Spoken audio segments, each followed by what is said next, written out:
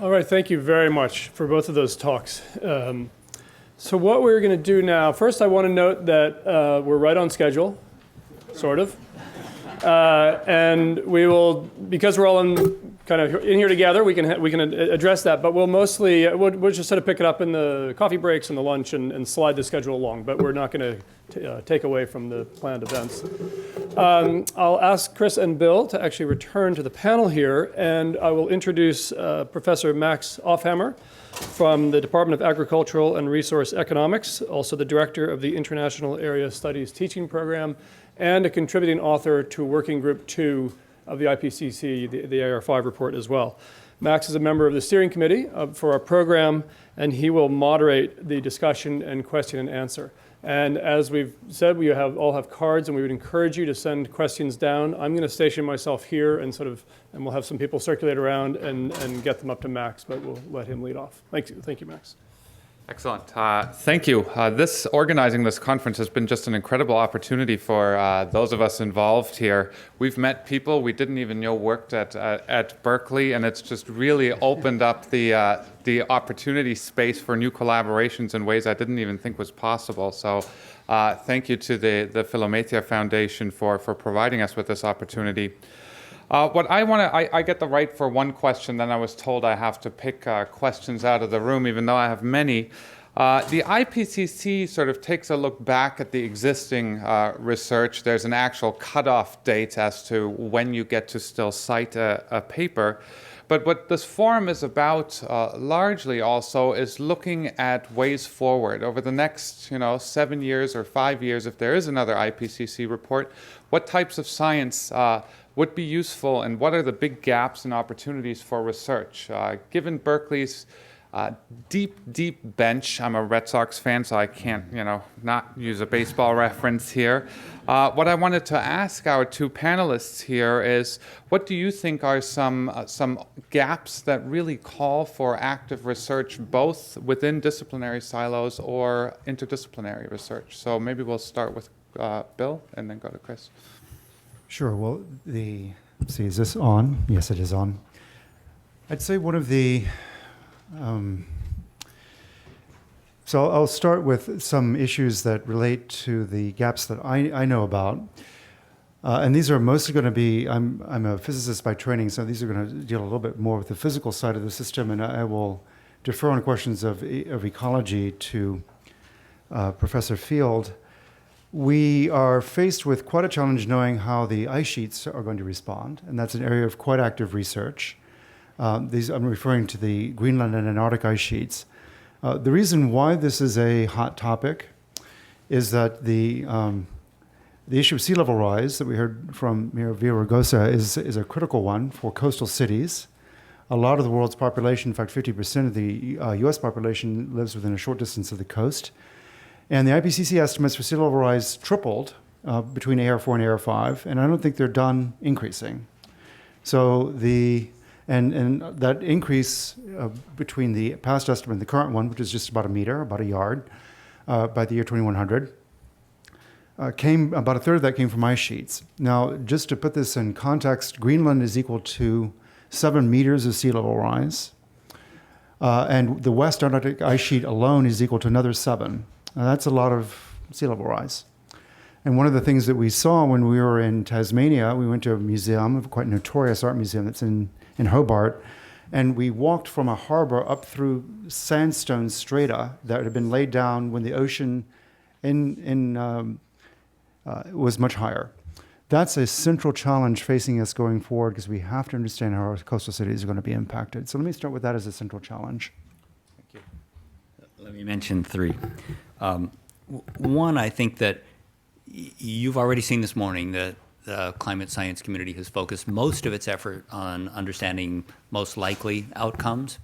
And we really need to have a much clearer understanding of the full range of possible outcomes so that we can do effective risk management. And I think we need to change some of the paradigms of the way we do climate research and climate impacts research so that we can really be exploring the full dimensions of the problem space. A second really severe challenge we face is that it's increasingly clear that many of the impacts of climate change aren't a direct high temperature, someone has heat stress.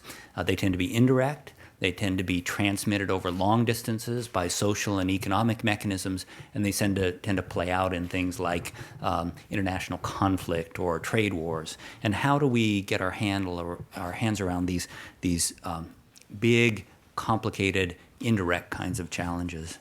And the third thing is that we made tons of progress in the science. Most of it is very, very solid, but we're still not seeing the traction that this issue needs on the international stage. And I don't know what it's going to take in order to move from lots and lots of sober presentations of how important this issue is to something that's really getting the level of international attention that it deserves. Thank you. So I have a question from the audience. I'm just going to read it in an abbreviated form here. So does it make sense to continue investing billions of dollars in restoration of the Everglades if with sea level rise of 1 to 2 meters by 2100 or sooner, the Everglades, much of which is only 1 to 2 feet above sea level, will be entirely submerged? This also applies to restoration planned for the SF Bay and Delta. Just look at the elevations. So I don't know who... Speak to that. See, now it's going to get hard, right? We're going to get some questions that we were not anticipating. Certainly, one of the, I think let me just, by way of stalling why I figured out an answer to this question, say that one of the critical things that we need to keep in mind when we think about climate change, so often these challenges are posed in terms of their impact on people. And we are critically reliant on our connection as a human species with the natural environment around us. And we have a tremendous impact on the land surface. That means that we are both stewards of it and we're responsible for it.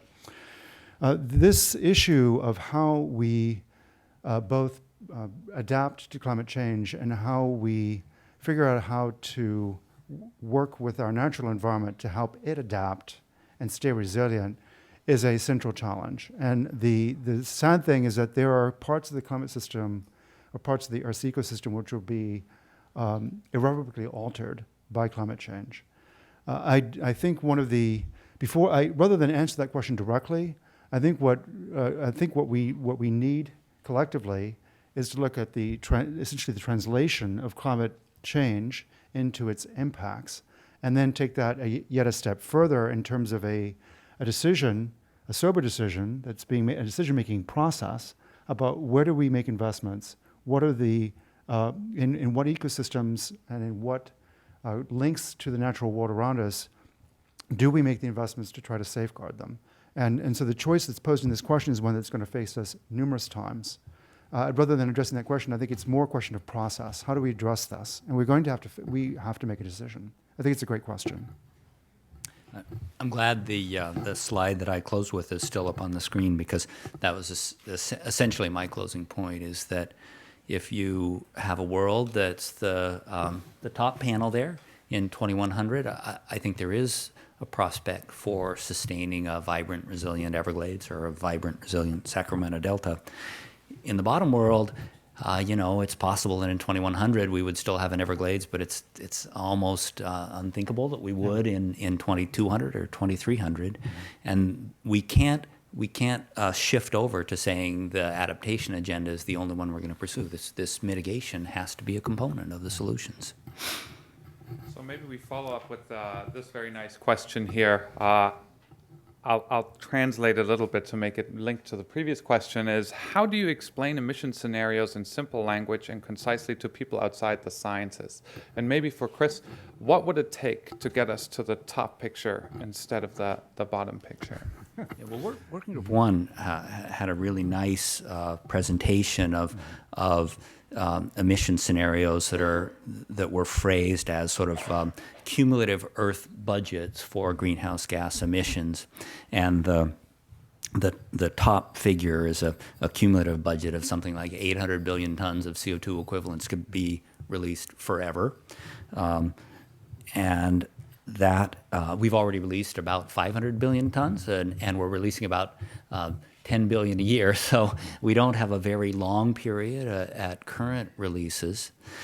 And it's very clear that the door on solutions is rapidly closing. And just to provide a feel for the challenge that the economists tell us we face with the top scenario is that in the economic models that they say, okay, what would a future look like with this trajectory of greenhouse gas emissions and this amount of climate outcome?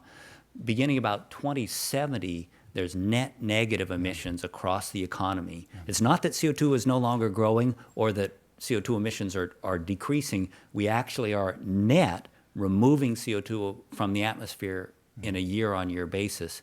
That's a technology that we certainly have not deployed at anything even approaching the scale that would be necessary to make it occur at the global scale. And in fact, the American Physical Society has looked at the possibility of widespread. By the way, I think it's important to say in connection with this question that there are many different ways of getting to these outcomes. There's no one unique scenario. There are a variety of ways of getting to each of these targets. The particular scenario that we examined in the IPCC report envisions a technology that the American Physical Society has said is impossible to deploy at the scale necessary. So that's their assessment, but in any case, it certainly puts the challenge, I think, in clear perspective.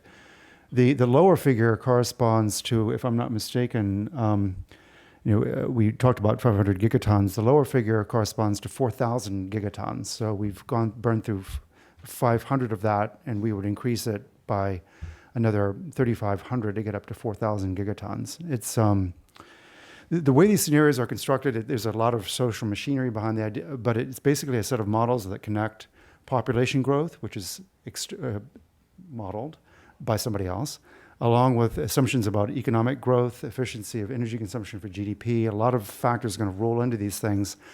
And I have to admit that that community is a little disjoint from the climate community to date.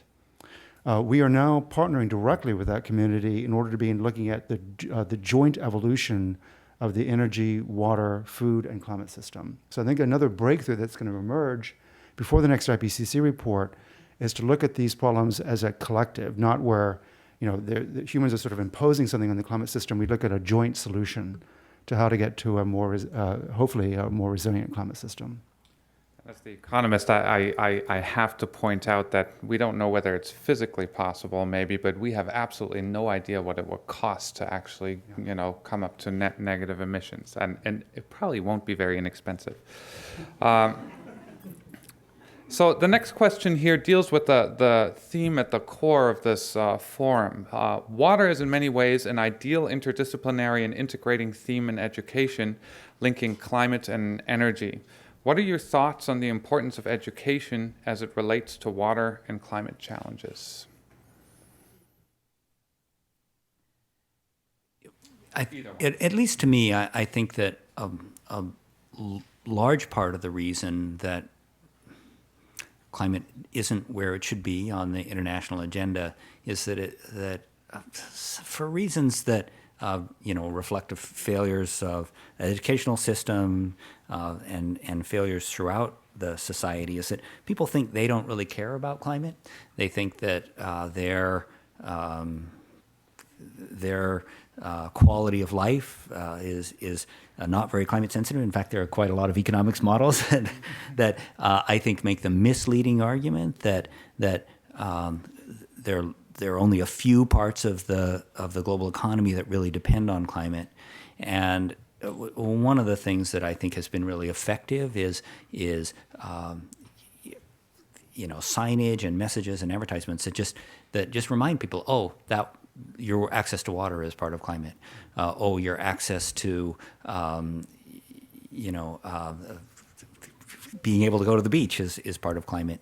And I think that we, a really important feature of the climate dynamics over the last 15 years or so has been the presence of climate denialism as an important political force. And I think that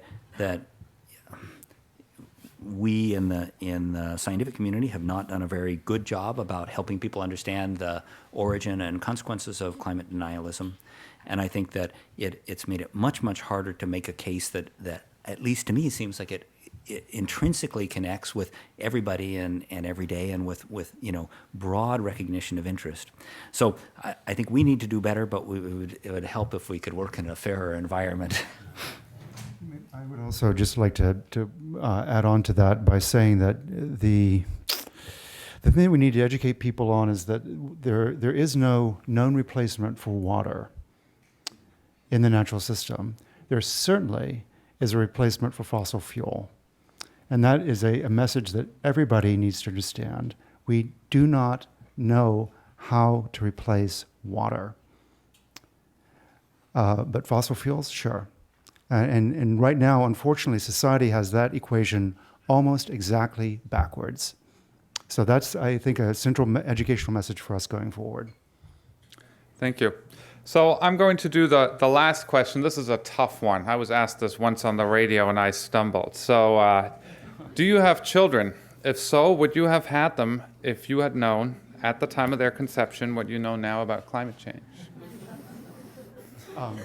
I'll start by saying that my wife and I do not have a child. We do have dogs, which we love them deeply. Unless yes, we would have had them even knowing.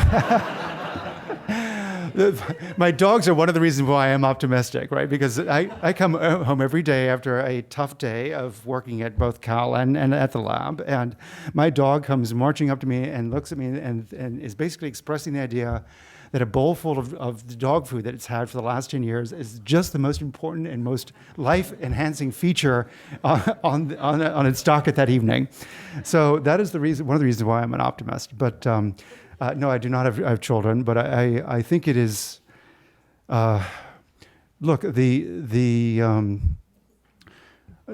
take that question slightly more seriously, we're both teaching people in our classrooms now who are perhaps at the age of your children or friends' children, who are living in a climate that has never been normal, right?